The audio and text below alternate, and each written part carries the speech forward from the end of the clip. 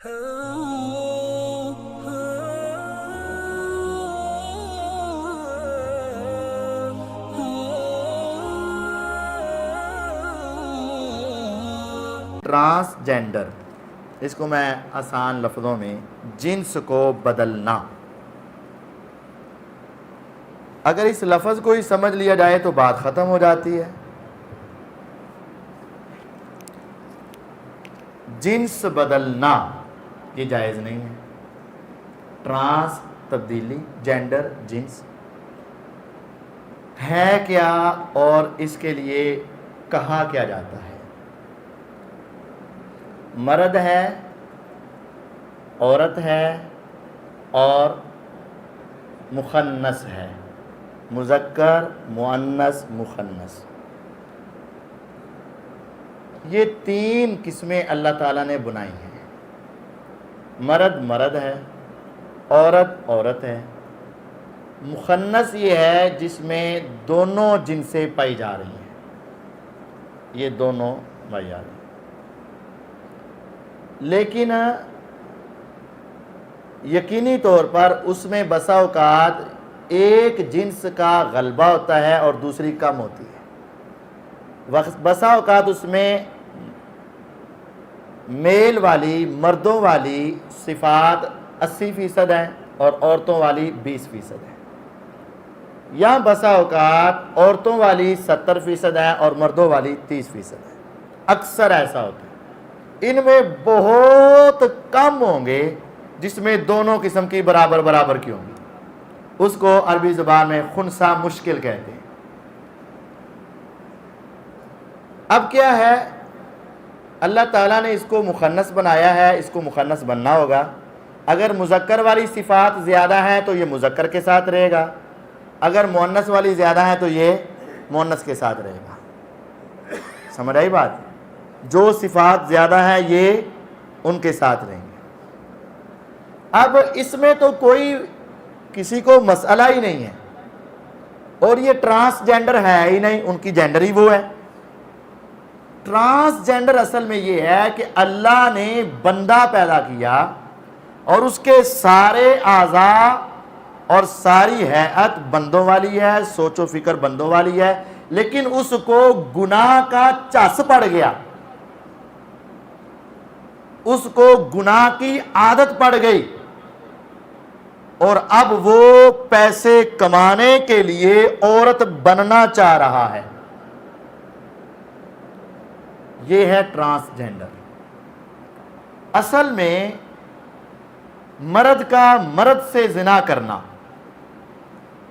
اور مرد کا عورت سے زنا کرنا، زنا تو دونوں ہی ہیں، لیکن مرد کا مرد سے زنا کرنا مرد کے عورت سے زنا کرنے سے بڑا گناہ ہے۔ سمجھ آئی؟ مرد اگر مرد کے ساتھ غلط کام کرے گا تو یہ بڑا گناہ ہے بنسبت مرد عورت سے زنا کرے۔ مرد اگر عورت سے زنا کرتا ہے تو سزا ہے 100 کوڑے، اور اگر شادی شدہ ہے تو پھر سزا ہے سنگسار۔ لیکن اگر مرد مرد سے زنا کرے تو سزا ایک ہی ہے کہ قتل کر دو، بس۔ اس میں 100 کوڑے والا آپشن موجود نہیں ہے۔ اور آپ جانتے ہیں بڑی قوموں پر اللہ کے عذاب آئے، سب سے بڑا عذاب اور سب سے برا عذاب جس قوم پر آیا وہ قوم کون سی تھی؟ قوم لوط تھی۔ قوم لوط، اس قوم کو اس طرح ان کے سارے گھروں کو بنیادوں سمیت آسمان کی طرف اٹھایا گیا اور پھر ان کو الٹا کر کے پھینک دیا گیا، اور پھر ہر بندے کے نام کا پتھر، اس کے اوپر اس کا نام لکھا ہوا تھا، وہ پتھر آسمان سے ان کے اوپر برسائے گئے اور سب کو تباہ و برباد کر کے رکھ دیا گیا۔ اور ان کا جرم کیا تھا؟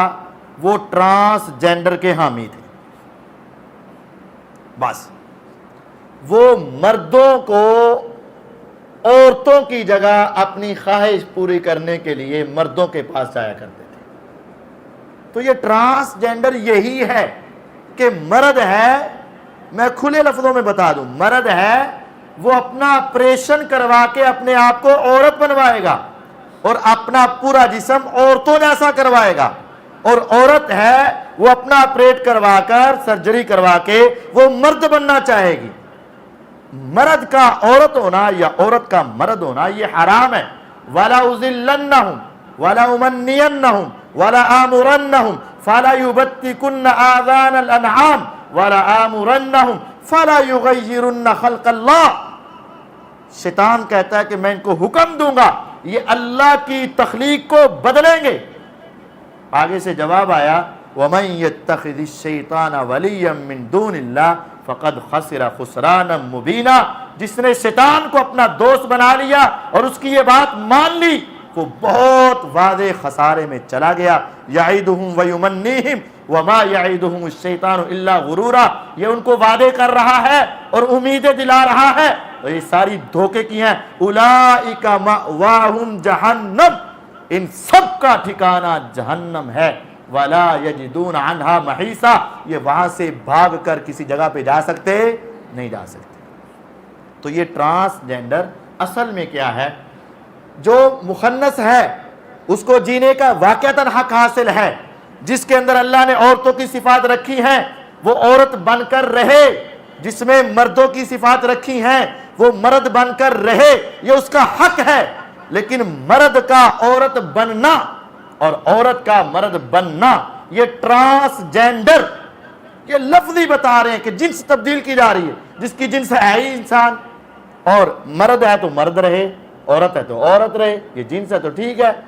جو تبدیلی ہے یہ اصل میں یورپ کے اندر یہ بہت بڑا سانحہ کہہ لیں اور یہاں ان کی بری عادت کہہ لیں کہ وہاں لڑکیاں لڑکیوں سے زنا کرتی ہیں اور لڑکے لڑکوں سے زنا کرتے ہیں۔ ہمارے ملک میں اس کی پہلے اجازت نہ تھی قانونی طور پر، دوسرے زنا کی بھی اجازت نہیں ہے قانونی طور پر، لیکن اب وہ قانونی طور پر اجازت لے کر ہمارے معاشرے کی بربادی اور ہمارے معاشرے کی خرابی کرنا چاہ رہے ہیں۔ عورت ہے اور اس میں کچھ صفات مردوں والی ہیں تو وہ عورتوں کے ساتھ رہے تو ٹھیک ہے، جو مرد ہے کچھ صفات عورتوں والی ہیں وہ مردوں کے ساتھ رہے، اس کے اندر تو کوئی انکار نہیں ہے اور کوئی اس کے خلاف نہیں اٹھے گا، سارے ایسے ہیں۔ بلکہ ہماری حدیثوں میں تو ان کی وراثت کا طریقہ بتایا گیا۔ اب ایک مخنث پیدا ہو جاتا ہے کسی کے گھر میں، کیا اس کو وراثت ملے گی کہ نہیں ملے گی؟ ایک باپ کے 4 بیٹے ہوئے، ایک ان میں سے مخنث ہے، 3 صحیح ہیں مذکر ہیں، کیا اس کو ملے گی کہ نہیں ملے گی؟ اب مخنث کو کس اعتبار سے ملے گی؟ مردوں کے اعتبار سے یا عورتوں کے اعتبار سے؟ بتاؤ، اس میں دونوں صفات ہے۔ یہ مسئلہ حدیثوں میں ثابت ہے کہ اس کے اندر جو صفات زیادہ ہوں گی اس کے اعتبار سے اس کو دی جائے گی، یعنی اس کا جو رہن سہن، آنا جانا، اٹھنا بیٹھنا، کھانا پینا یا دوسرے معاملات، یہ فزیکلی معاملات، جسمانی معاملات جن کے ساتھ زیادہ ہیں اس کے ساتھ اس کو رکھ کے حصہ دے دیا جائے گا۔ سمجھ آئی بات؟